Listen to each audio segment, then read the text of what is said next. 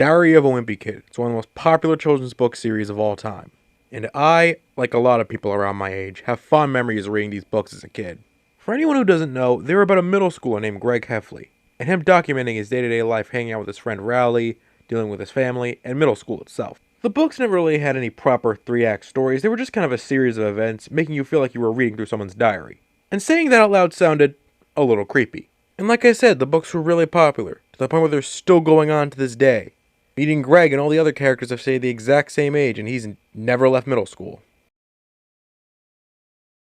But enough about the books, because today, I'm going to be talking about the films. Not too long ago, I recently rewatched the original film trilogy, and I gotta say, there are some fine pieces of nostalgic cinema. They may not have the greatest stories in the world, but they more than make up with it with likable characters and the way they interact. Not to mention the performances just make these characters much more enjoyable to watch. I also used to love those little animated segments the films throw in from time to time. It was just so cool seeing the book art style put to animation. These movies also have, don't at me, some of the greatest fucking music in cinema history. This is the kind of score that makes Michael Giacchino lay awake at night knowing his film scores are dog shit. It's also the music that comes up when I think of Diary of a Wimpy Kid in general, not just the movies. Don't believe me? Listen to this shit. Alright,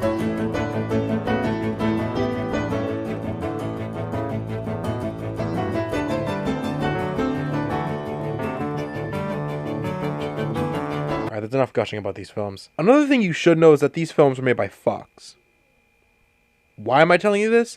Because Disney recently bought Fox, of course. And it's no secret that Disney has a fetish using nostalgia and popular IPs to make cheap, mediocre products these days. So Diary of a Wimpy Kid got that exact same treatment, with 2 directed Disney Plus animated movies. Some people have said this before, but putting Diary of a Wimpy Kid into the medium of animation seems like an interesting concept. Unfortunately, these 2 movies don't utilize it very well. And today we're going to find out why, by looking at the 2 direct-to-streaming Diary of a Wimpy Kid animated movies that are out so far. And I say so far because there's going to be more of these damn movies. Oh joy. Okay, enough of the intro, let's get into it. I'm watching the new Diary of a Wimpy Kid movie. Look at this. 3D Manny, what on earth? So this movie essentially retells the story of the first book, with Greg and his best friend Rowley going through the trials and tribulations of their first year of middle school. It goes through a lot of the key moments like the trick-or-treating bit, the Zooey Mama comics, Rowley breaking his arm in some trike game, and the cheese touch. You could tell it really wants to be more faithful to the book, where the original movie took a lot more creative liberties. Like the first movie adding in a whole new character who wasn't in any of the books, and Roderick Rules and Dog Days borrowing elements from Last Straw. Unfortunately with this film, they didn't do a great job adapting the book. Yes, it is important to stay true to the source material when adapting or rebooting something, but you should also add new things to help give it an identity and add some more spice to it. With this film wanting to play it safe and stay more like the books, it just makes it feel a little samey. Not helping is the fact we've already gotten a much better adaptation of the same book over 10 years ago. Okay, there are some changes like how Manny, Greg's little brother, goes with him and Rowley for trick-or-treating, and Greg uses him to get more candy. That I actually do see Greg doing, and is probably like the only time Greg's somewhat in character. More on that later though. Other changes involve completely removing key parts from the book like the wrestling scene, the safety patrol, and the Wizard of Oz play. There isn't even a proper arc or theme established for the film. It's just a random series of events held together with dried up Play-Doh. I get the books weren't meant to be written as 3-act stories, but movies are meant to be that way. Even in the first film, while it too is a random series of events, it still had an established arc with Greg wanting to be popular, but learning that fame isn't everything. Alright, well, how are the characters done here? Surely they'll make up for it, right? I'd say this movie does like 3 of its characters any justice. Those 3 characters being Susan Heffley, who's still the embarrassing mom like she was in the books. I'd say Rowley's still someone in character. And Fregley's still the weird kid who lives on Greg's street. Other characters like the dad, Frank, Roderick, and 3D Manny don't really get much screen time here to make an impact. Or I guess in the case of Patty Farrell and Coach Malone, are nowhere to be seen. And Greg barely has any character. In the books and the original movies, Greg is essentially a sociopath. Someone who does everything for self-gain and attention, to the point where he genuinely believes he's going to become rich and famous one day. Here, Greg's whole goal is just to survive middle school, which isn't that interesting because, like I said, Greg barely has any personality, nor does he go through any kind of development. So at the end where Rowley was forced into eating the rotten cheese by those high schoolers, and Greg defended Rowley by telling everyone he ate the cheese, that scene didn't feel earned because Greg barely learned anything throughout the film, unlike the original movie. You want to know what makes this worse though? So much like in the book, Greg eventually gets Rowley's arm broken. and Raleigh starts to get more popular because of his broken arm. This leads Greg to feel rightfully frustrated with Raleigh, seeing as he's ignoring him. Then later on in the movie, when Greg's making the comics, Raleigh steals his Zooey Mama idea. And after all Raleigh's done to him, the movie still insists Greg is in the wrong. And Greg still ends up defending Raleigh in the end. Bullshit. Listen, movie, I don't care if this happens in the original book, okay? This literally makes no sense. And is kind of sending a bad message if you really think about it. So if your best friend ends up neglecting you because of his ego and steals one of your ideas, you're still in the wrong and you should defend him when need be. And your friend who caused all this will go through little to no consequences whatsoever. Yeah, nice fucking message! Alright, enough about that. How's the animation here? I wouldn't say it's horrible. Like, I understand they were trying to capture the style of the books. And I say it translates relatively well to 3D. But compared to other animated films, especially from Disney, this obviously looks a lot cheaper. I wouldn't be surprised if Disney didn't care enough to throw a few extra dollars into this film, seeing as Diary of a Wimpy Kid's not like Frozen levels of marketable and they needed content to put on Disney+. This was also said by Ellis Mark in his video on the films, but they could have also made it look like it's from a 2D perspective like in the Peanuts movie, and it seems like the test animation for this film is going for exactly that. And yeah, it does kind of look better. Kind of wish they stuck with that for the rest of the film, especially considering how a lot of animated movies these days look a lot more cartoony. But unfortunately, this ain't the case. Alright, so is there anything I liked about this movie? Well, yes, actually. The voice acting is pretty solid for the most part. Not as good as the live action cast, who, like I said before, embody these characters. But everyone here is still trying their best. Some characters are pretty accurate to the book. Susan Heffley's still the embarrassing yet supportive oh wait, I already said that. Yeah, when it comes to positives, that's all I can really think about.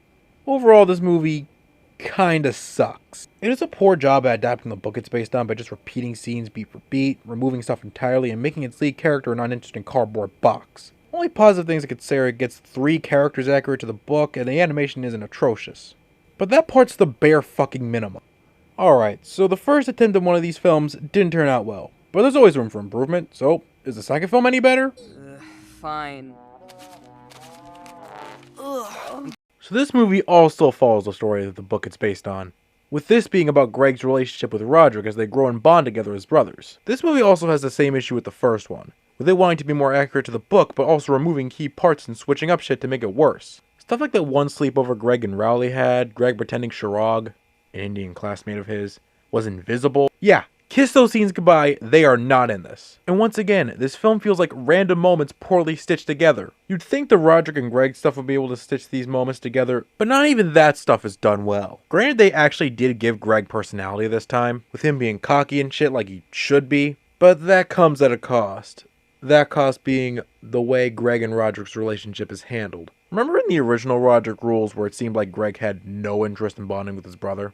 And the film made that very clear, and it's not until the second half where they slowly start bonding more and enjoying each other's company. At the end, Greg does an embarrassing magic act with Raleigh at the talent show for Roderick to play in his band after being grounded from it. And by the end, him and Roderick actually get along more, which even carries into the third movie, making for, you know, a real character arc, which is something that this film didn't even bother with. Not only does it constantly keep switching from them fighting to them getting along, but the sole reason they even started getting along in the first place was through Greg blackmailing Roderick about the party he had while their parents were away. So this just makes it hard to care about the relationship even more. Not to mention adds less weight to emotional moments. Funny thing is, I can actually kinda see the blackmailing thing work here because it seems like something Greg would do. Instead, why not have Greg blackmail Roderick with the pictures for the first half, then around the second half he stops caring about the blackmailing entirely. Because him and Roderick start genuinely getting along. Then later on, either Susan or Frank would discover the pictures by some coincidence. Not only would that make for a more natural arc to tie the film together, but would also make for a creative new take on the story. Animation wise, it's still about the same as the first. Nothing bad, but nothing spectacular. But the lip syncing at times can be noticeably pretty bad. Bad example? One new thing I will say about the visuals though is that the 2D segments scattered throughout the film look noticeably much cheaper, which kinda sucks. The voice acting is still pretty solid. For the side characters, because Greg and Raleigh's acting has gotten noticeably worse here. I have tap dancing lessons in the morning. I was sick last week, and if I miss 2 in a row, Miss Tilly's gonna be mad. Relax, Riley. I got everything under control. Scared. What if we starve down here?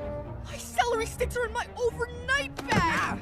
Can you please stop talking for 5 seconds? I need to concentrate. Riley sounds less enthusiastic this time around, and Greg sounds like he's gotten older. Which I guess kind of makes sense, because Greg is in middle school and you usually go through puberty around that time. But I don't know, he still doesn't sound that good. Even Zachary Gordon did better in the third movie, which yes, he was also going through puberty around that time. Also, why the fuck does Roderick sound like this? Even better than that. Knowledge. I've seen your report card. Not school knowledge. Real knowledge. Stuff you can actually use. I'm listening. I'll give you a little taste. I thought he was supposed to be in high school. Why does he sound this young? Good God, what were they thinking? And that's all I have to say. This movie reeks. I'm a bit conflicted on whether I prefer this over the first one or not, but it's honestly like determining if cow turds smell better than rhino turds. They're both shit either way. Honestly, after seeing through these films, I kinda know how it feels to really like something as a kid, only for it to be used to make crap like this years later. These films are nothing more than cheap, boring, lackluster adaptations of the first two books with subpar animation, bland characters, barely any focus, and half-baked emotional cores. And like I said at the beginning, there's potential to bring Diary of Wimpy Kid to the medium of animation, but these two films just wasted it. And let me remind you that it's rare for a live-action adaptation to be superior to the animated adaptation, especially in Disney's case. So you know you messed up when that happened. It's also sad that I'd much rather rewatch that Blue's Clues movie that came out recently, which, yes, Blue's Clues is also something I really liked as a kid. That film may not be anything great as far as preschool movies go, but that film was much more cohesive and just more enjoyable in general. Especially seeing Steve and Joe again after all these years. Okay, that might just be the main reason I even enjoyed it, but my point still stands. But like I established earlier, they do plan on doing a third movie, where that one will adapt The Last Straw. And judging by this news and how Roderick Rules was announced last year, it seems like they want to adapt every single book in chronological order. So I guess I'll give them 2 more chances with these films. The second chance being for when they inevitably do Dog Days. And I'll also do videos on them, depending on if they actually get worse. But for now, while I'll always remember and appreciate the original Diary of Wimpy Kid movie trilogy, these 2 films are going to fade from my memory the second I upload this video.